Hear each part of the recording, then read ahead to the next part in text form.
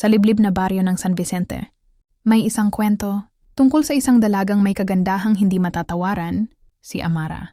Sinasabing noong nabubuhay pa siya, lahat ng lalaki sa baryo ay nahulog sa kanyang alindog. Ngunit isang gabi, bigla na lang siyang nawala at mula noon, naging misteryoso ang paligid. Sabi ng matatanda, kung maglalakad ka sa kakahuyan tuwing kabilugan ng buwan, may isang magandang dalagang sasalubong sa'yo. Nakangiti, may mapanuksong tingin at may halimuyak na tila nakakalasing. Ang sino mang lalaking makakita sa kanya ay hindi makatatangging sumunod, parang hinihigop ng kanyang mga mata. At kapag nahulog na sila sa kanyang pangaakit, bigla na lang silang mawawala, tulad ni Amara. Si Luis, isang bagong salta sa baryo, ay hindi naniniwala sa mga kwento. Isang gabi, habang naglalakad siya pauwi matapos makipag-inuman, may nakita siyang isang babaeng nakaupo sa lumang tulay, mahaba ang buhok, makinis ang balat, mahinhin ang kilos, at may mga matang tila nagtatawag sa kanya. Hindi niya ito agad nakilala. Ngunit may kakaiba sa kanyang presensya, parang hindi siya dapat nandoon sa 10 oras ng gabi. Binata, ginawin ka ba? Malambing na tanong ng babae habang hinahaplos ang sariling braso. Napalunok si Luis, napakaganda ng babae. May kung anong pumipigil sa kanya, o baka naman may humihila. Hindi ka taga rito, ano?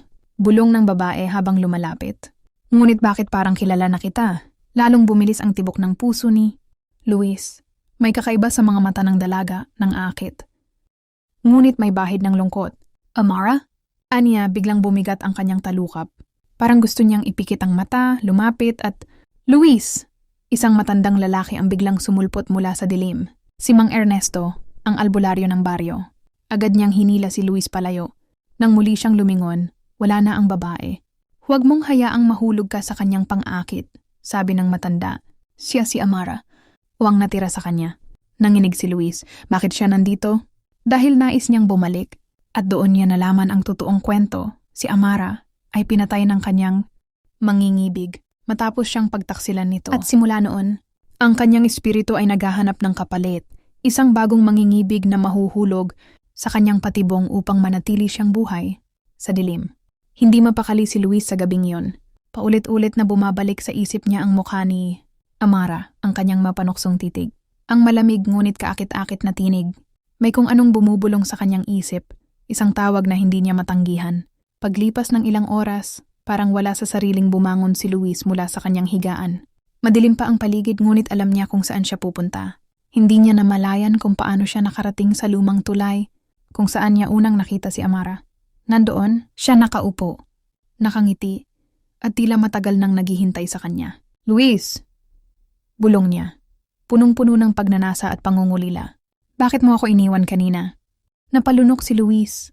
Lahat sa dalaga ay perpekto, mula sa kanyang hugis hanggang sa kanyang mahihinang kilos. Parang hinihigop siya ng kanyang presensya. Hindi kita iniwan, sagot niya, tila hindi na kontrolado ang sarili. Ngunit, sino ka ba talaga? Ngumiti si Amara at dahan-dahang lumapit. Idinikit niya ang kanyang malamig na palad sa pisngi ni Luis. Hindi ba halata? Ako ang babaeng matagal mo nang hinahanap. Sumilay ang isang matamis na ngiti sa labi ng dalaga. At bago pa nakapag-isip si Luis, idinikit niya ang kanyang labi sa labi ng babae. Isang halik na hindi lang nagdulot ng kiliti, kundi pati rin ng malamig na pakiramdam na parang hinihigop ang kanyang kaluluwa. Biglang lumamig ang paligid. Ang halik ni Amara na sa unay masarap at nakakalasing, unti-unting nagdulot ng matinding panghihina kay Luis. Parang hinihigop ang kanyang lakas, at sa bawat segundo, nararamdaman niyang unti-unti siyang nawawala. Pinilit niyang umatras. Ngunit mahigpit ang kapit ni Amara sa kanya. Nang imulat niya ang kanyang mga mata, napansin niyang ang dating mapang-akit na dalaga ay nagbabago. Ang kanyang balat ay pumusyaw, ang kanyang mata ay lumalim, at ang kanyang labi ay dumugo habang patuloy siyang hinahalikan. Luis, bulong niya, ngayon ay may halong pagmamakaawa. Manatili ka sa akin. Ngunit isang malakas na sigaw ang pumuno sa hangin. Lumayo ka sa kanya. Isang matandang babae ang lumitaw mula sa dilim. Si Lola Azon, ang pinakamatandang babaylan sa baryo. Sa isang iglap, inihagis niya ang isang garapon na may lamang pulang, likido sa katawan ni Amara. Agad itong napasigaw, bumitaw kay Luis at napaatras. Napaupo si Luis hingal na hingal. Ramdam niya ang bigat sa kanyang dibdib. Parang may hinigop mula sa kanyang kaluluwa. Tapos na ang panahon mo, Amara. Mariing sabi ni Lola Azon. Ilang taon mo nang inililigaw ang mga lalaki rito. Hindi mo na madadagdagan ang iyong mga biktima. Napahagulgol si Amara, ngunit sa halip na lungkot, galit ang nasa kanyang mata. Hindi niyo ako kayang itaboy. Ako ay bahagi na ng lugar na ito. Dahan-dahan siyang umatras, unti-unting naglaho sa kadiliman. Hindi pa rin makapagsalita si Luis. Nang tuluyan nang mawala ang dalaga, tinapik siya ni Lola Sion sa balikat. Halika iho, malapit ka nang maging isa sa kanila. Napalunok si Luis. Isa? Sa kanila? Tumikhim si Lola Azon, ang mga kaluluwang nahulog sa pang-akit niya. Kung hindi ako dumating, hindi na ikaw ang magiging ikaw. Nanginginig na tumayo si Luis. Sinulyapan niya ang lumang tulay, tila walang nangyari, parang wala lang siyang nasalubong. Ngunit may isang malamig na ihip ng hangin ang lumapit sa kanyang tenga, kasabay ng isang mahinang bulong, "Pabalik ako, Luis." At mula noon tuwing kabilugan ng buwan, nararamdaman niya ang malamig na halik sa kanyang labi kahit wala namang ibang tao sa kanyang silid. Mula ng gabing iyon, hindi na naging mapayapa ang buhay ni Luis. Tuwing kabilugan ng buwan, palaging may malamig na hangin na pumapalibot sa kanya. May pabulong na tinig sa kanyang tenga at may halik na dumadampi sa kanyang labi. Kahit wala siyang kasama, pinilit niyang huwag pansinin ito. Binaliwala niya ang lahat ng babala ni Lola Azon. Iniwasan ang kakahuyan at hindi na muling bumalik sa lumang tulay. Ngunit kahit anong gawin niya, hindi siya makakatakas.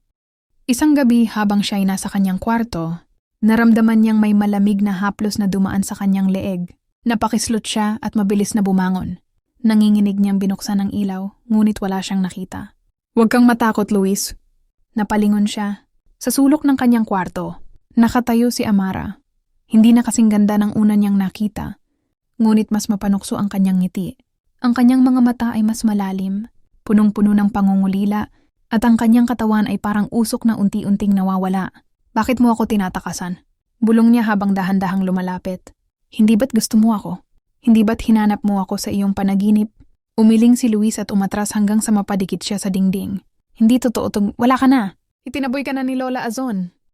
Ngunit ngumiti lang si Amara, inilagay ang kanyang daliri sa labi, at lumapit palalo. "Hindi mo ba naiintindihan, mahal ko? Ako ang iyong unang halik. Ako ang una mong minahal."